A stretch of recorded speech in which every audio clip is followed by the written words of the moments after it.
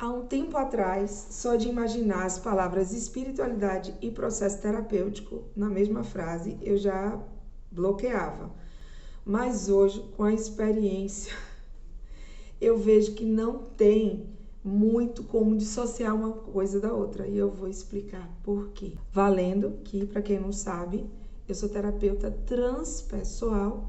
E a terapia transpessoal considera os estados transpessoais do ser, o que vai além da dimensão biográfica, da hora que a pessoa nasce até o momento atual. E que vai além da simples exploração da mente no processo terapêutico. A gente inclui o corpo, a gente inclui campo energético, a gente inclui chakras. Então é por isso que eu posso falar sobre espiritualidade no campo terapêutico. Porque, gente, falou de campo energético e chakra, falou de recurso, falou de sustentação emocional, a gente termina falando de espiritualidade. Só que eu vou ter que explicar a vocês o que é espiritualidade que eu estou falando aqui. Espiritualidade e religião são coisas diferentes.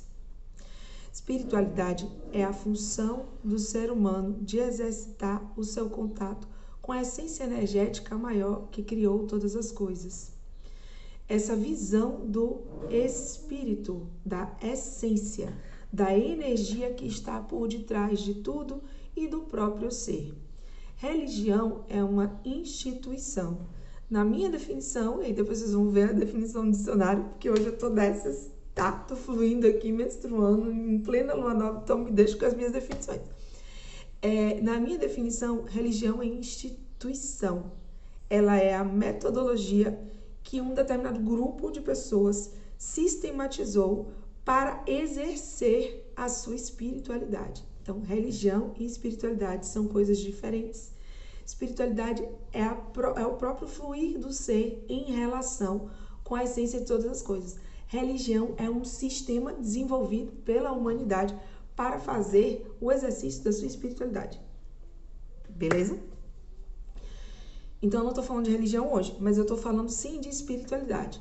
E sendo que eu estou atribuindo a espiritualidade a esse fluir, ao exercício desse fluir, a conscientização desse fluir, em ressonância, em consciência com a essência inteligente que permeia o universo e que está no sistema energético da pessoa, eu estou falando de um pedaço da pessoa.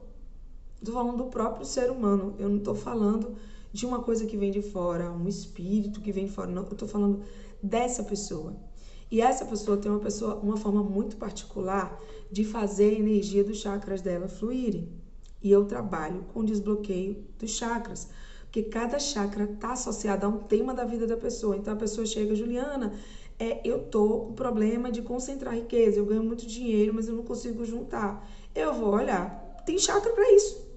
Eu vou olhar como é a relação dela com o chakra básico, talvez o terceiro e o quinto. Ah, Juliana, eu tenho problema de receber amor, eu não consigo aceitar que eu tô sendo amada, eu não consigo acreditar no amor. Eu provavelmente vou trabalhar com o quarto chakra e talvez o segundo chakra. É um sistema, tem regra, é específico, né? E eu sabendo que essa pessoa, por exemplo, ela pode ter mania de perseguição, ela pode ter a sensação de que não existe lugar para ela no universo, ela pode ter a sensação de que vai ser castigada a qualquer momento e que ela precisa apanhar para aprender, por exemplo, tem chakras que são muito espirituais, que vão falar sobre esses assuntos, que associado aos outros chakras mais terrenos, mais práticos, vão determinar a experiência dessa pessoa de vida. E quando eu estou atendendo e eu sei que essa pessoa está esperando o pior, por exemplo, e ela pode estar esperando o pior, porque ela teve uma relação de nascimento, o processo dela de nascimento deu a entender a ela que não existia permissão para ela existir.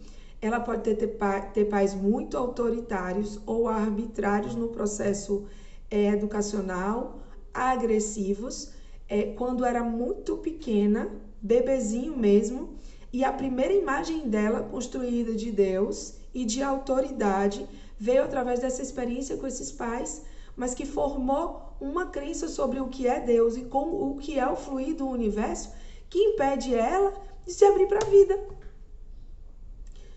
Como a espiritualidade, né, no caso dessa pessoa, pode ajudar essa pessoa a se desenvolver na vida?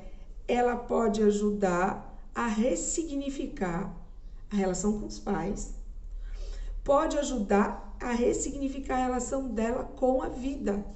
A partir do momento que ela vai e percebe que o que aconteceu com ela foi uma questão pontual e que ela está projetando na percepção dela de Deus, na percepção dela do universo, ela tem a condição de lidar com o que lhe aconteceu no nível micro e ela pode finalmente se abrir para o macro.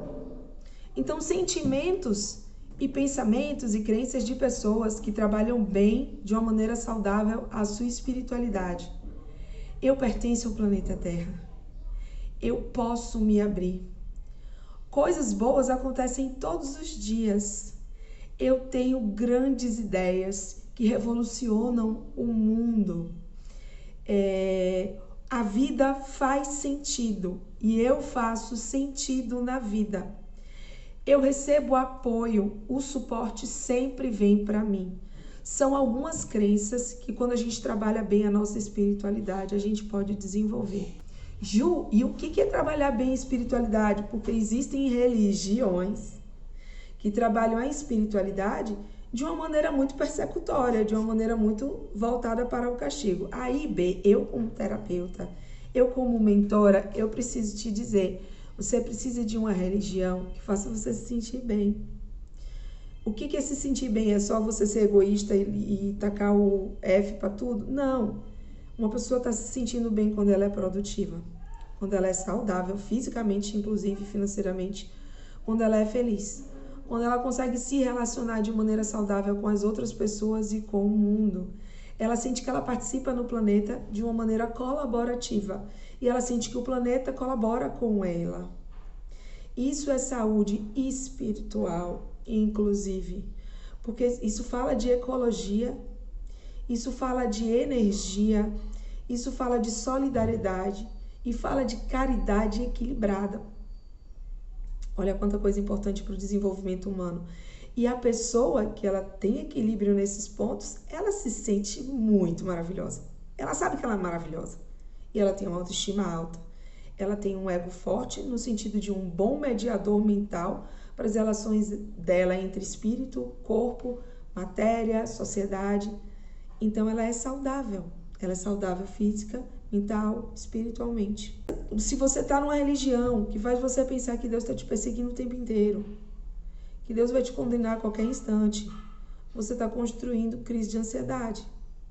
Se você sente que você precisa apanhar para merecer, você está construindo um relacionamento tóxico. E tem religião que vai chamar isso aí. Não preciso dizer nome. Você vai refletir sobre a sua, nem precisa refletir sobre a dos outros. Reflita sobre a sua. A minha religião está me fazendo crescer enquanto ser humano? Ou ela me faz ajudar o outro a crescer, mas eu estou me afundando na minha saúde? Ou ela me... O que está acontecendo? Foque no resultado. Que tipo de pessoa você se tornou? Que tipo de contribuição social você dá? Social para a sua família, para o seu corpo, para a sua felicidade, inclusive. Porque quando a gente fala de espiritualidade, a gente fala de universo, e você está dentro do universo. Se a sua maneira de vivenciar a espiritualidade te exclui do universo, você fecha o sétimo chakra. E aí sua energia não flui adequadamente. E aí você desenvolve paranoia, porque o chakra coronário, que é o chakra do topo, é o chakra mais importante para a saúde mental. Ele é muito importante para você ter ideias organizadas, para você ter uma percepção clara da realidade, para você não ter a sensação de que vai, sabe, se conectar, que vai se perder, que vai sumir do universo. Você precisa do seu coronário saudável. E um coronário saudável implica numa boa relação com o que você chama de Deus.